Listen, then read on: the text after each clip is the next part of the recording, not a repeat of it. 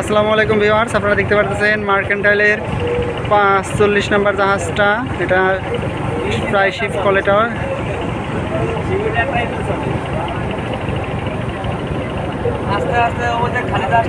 এখন এটা যাইতেছে রোকনোর 5,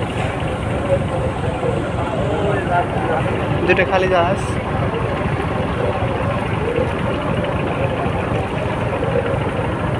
আমরা এখন আছি, এটা মেঘনা নদী, চাঁদপুর মোহনা মেঘনা নদী।